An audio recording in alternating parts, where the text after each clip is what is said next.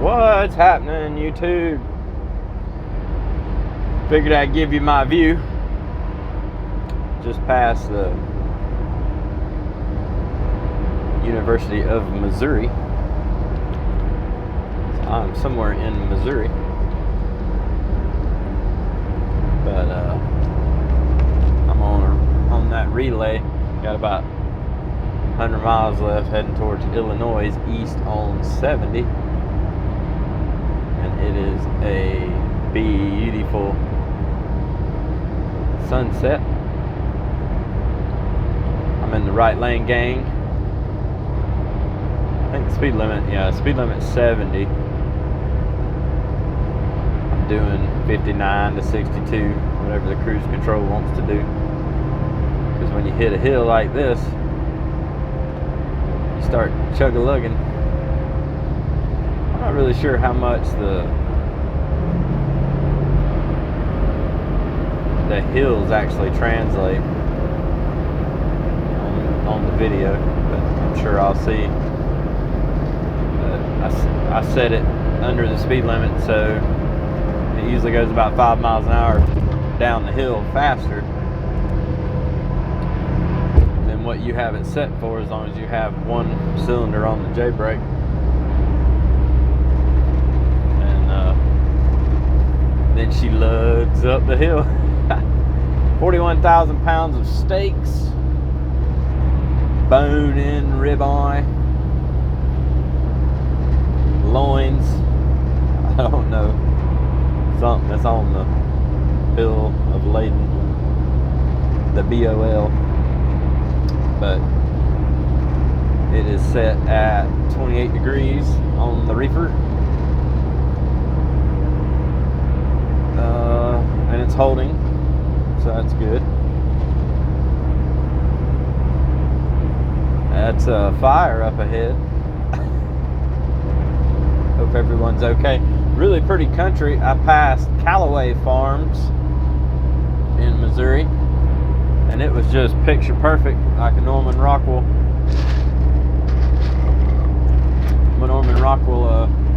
photograph. Let's see what's on fire. What is on fire? Oh, trees. Looks like a Saturday night bonfire in Missouri. With heavy equipment. No alcohol involved, looks like. Just a good time. Anyways, just silos, and look at that color. Unbelievable beauty. So if you want to come a-trucking,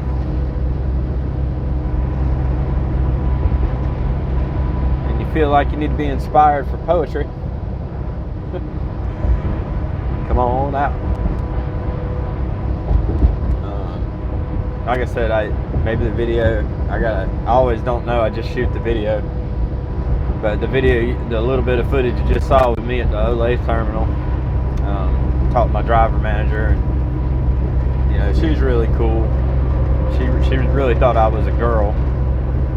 Even, like I said, even after talking to me, like she'd answer me, "Yes, ma'am," and on the Garmin there. And I was like, "I have a beard. I'm a dude." She was like, "Oh, I thought Marion, So, and that's something I've dealt with my whole life. But let's go over the cool Marions. John Wayne's first name, real name, was Marion. His other name was the Duke. So that gets me my man card back. More importantly, both my grandparents, my grandpas, were Mr. Marions. So both were veterans and good men. So I wear that name proudly, Marion. But back to my driver manager. She's real cool. Not hating on her. No hate. Just telling it out how it is. It's just business, not personal. You want it to be personal, kind of, but in business, just a number, you know. You're just somebody taking 41,000 steaks to a truck stop in Illinois for the steaks to keep going. You play the game, as Trucker Brown says,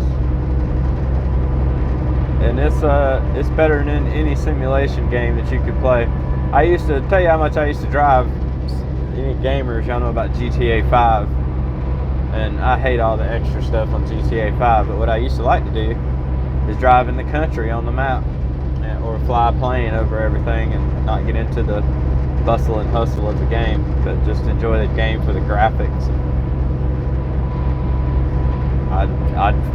I'd actually just like follow behind the trucks or the cars on the highway, see where they go.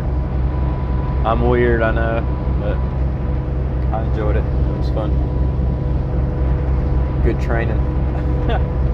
But like I said, there's no way I can tell you this part of the job so far is wonderful.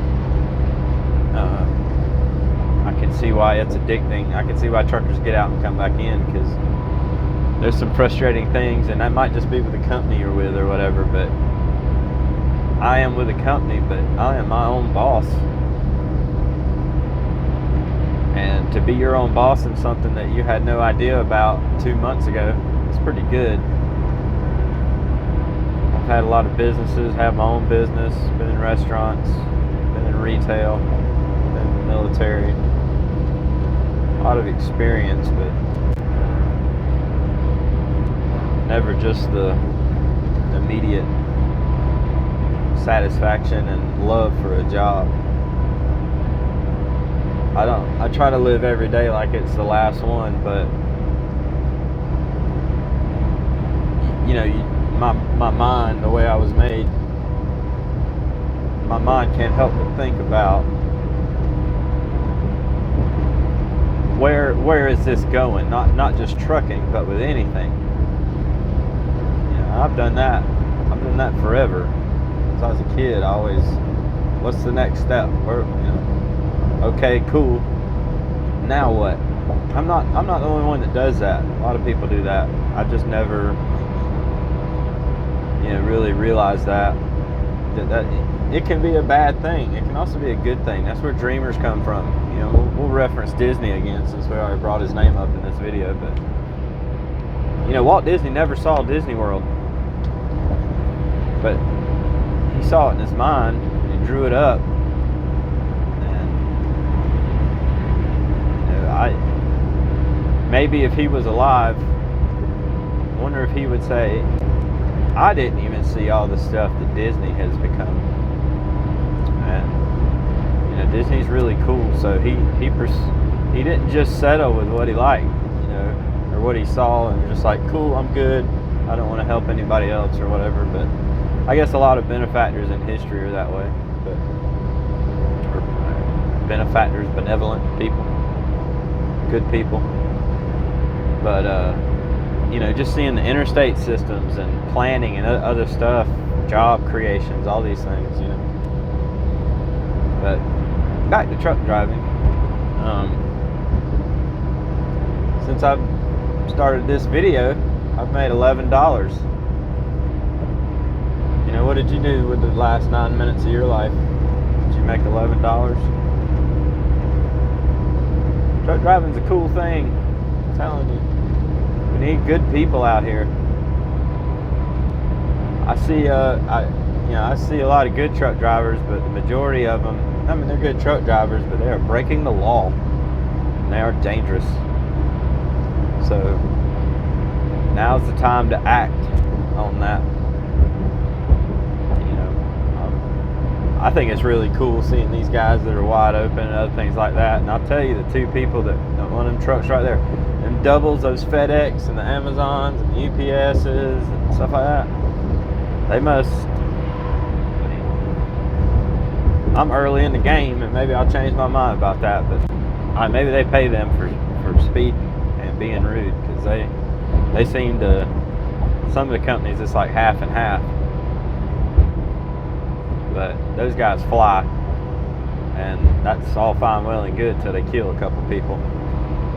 So, and of course, they got enough money to hush those people up, the family members that they run over and stuff. But I'm gonna be safe for every family that passes by me and waves at me, and for my family back home and everything else. Accidents happen.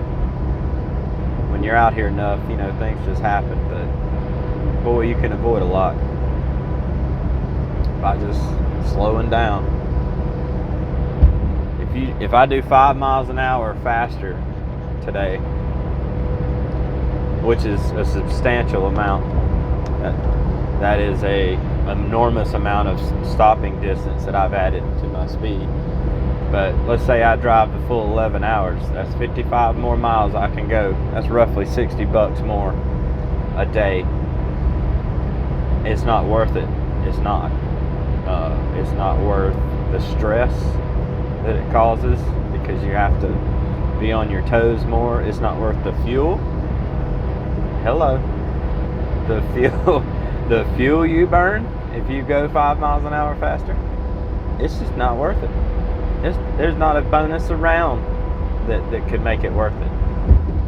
What does make it worth it is when you arrive at night, you're done driving, and you're safe. And so is everybody else that rode around you because you were safe. They're gonna pass you, big truck. You know what I mean? They're not. I realize that. You can't have a car mentality when you're in one of these things. You have to have I'm part of the road, and everybody else is just going to an exit for 20 or 30 minutes down the road. Maybe, you know, it would be really cool, and maybe this was the purpose, but if they made here we go, we're rambling. If they made the interstate just for commercial vehicles, it's, you know, and all these small town Route 66 places that got mopped up and closed down like in cars would thrive again, because all these millennials that say they love all this stuff or whatever, they're the ones that are flying by me on the interstate instead of going down the back roads and other things. We're just in a hurry, aren't we? But anyways, this is what these vlogs are going to be about. But the scenery, I mean, gorgeous. So anyways, I'm enjoying it. If you're wondering about trucking, if you're even considering it, if it just like piqued your interest and you're watching this channel, man, come on. I'm not saying come to Trans Am. I'm saying come trucking, because it's useful. It pays good. I worked my behind off for a couple of corporations, and I never made over $30,000 a year. And I should make that in 4 to 6 months trucking on the low end. So it takes some dedication and some sacrifices. Hello, Amazon.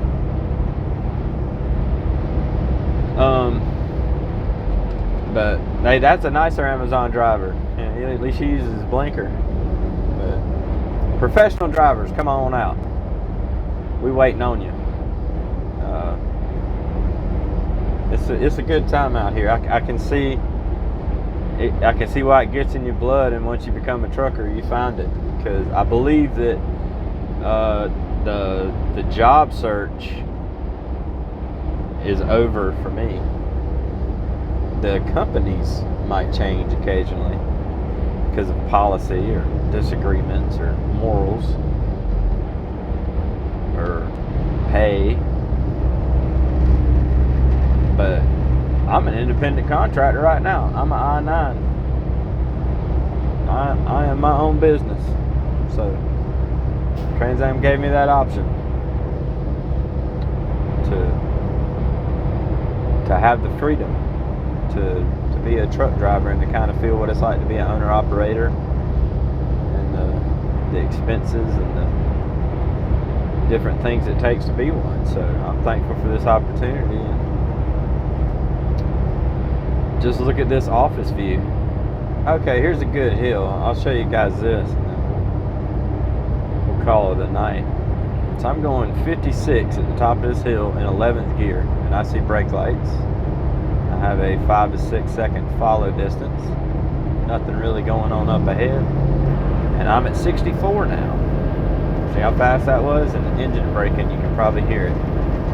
I haven't touched my brakes, but I'm maintaining a speed of 63 miles an hour down this slope. And nobody else is passing me. So that's what, you know, it's you experience the same thing in a car, but not near as bad. So this is where I got to get better. When I hit here, I'm going 60, so I can kind of speed up a little with the, you know, just ease. I just added a little there on the cruise control up to 61. I'm going 64, which is regulated at. I can't go any faster than 64. As far as with the, I'll set it to 64 on my cruise. I can't set it any more than that.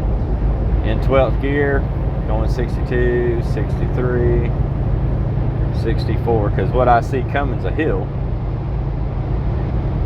Speed limit's 70, so I'm doing plenty.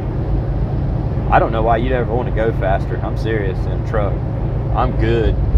From 58 to 62, I'm good.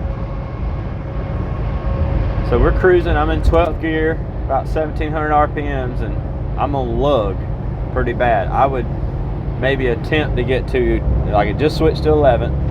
I would attempt to get to 10 probably. If I was I'm at 57 miles an hour. I'm at 54 miles an hour, and then it switched. This is all automatic. I'm at 50 miles an hour now. And like I said, it's rare to see a big truck pass me on a hill like this.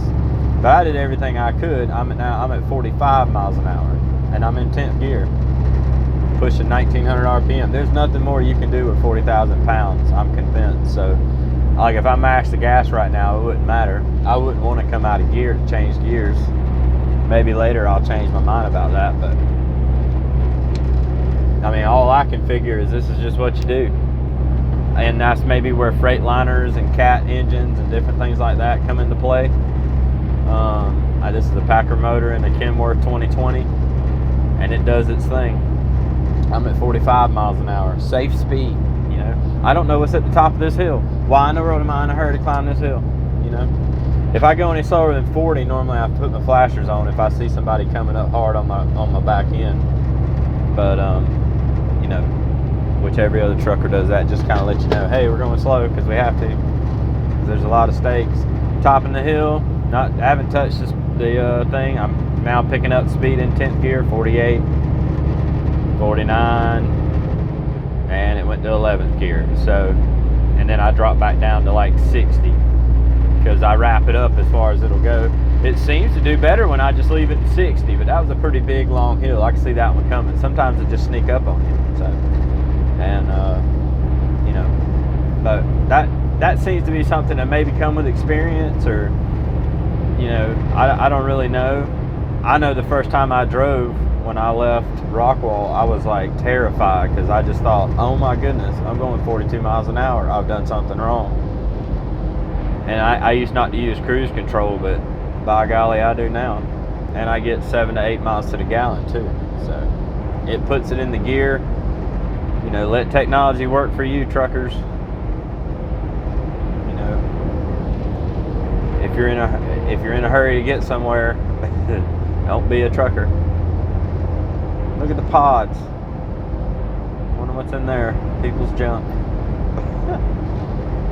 Anyways, hope y'all enjoyed the video. And like I said, this is pretty much your day. If you pick your time correctly, you know, you get to driving.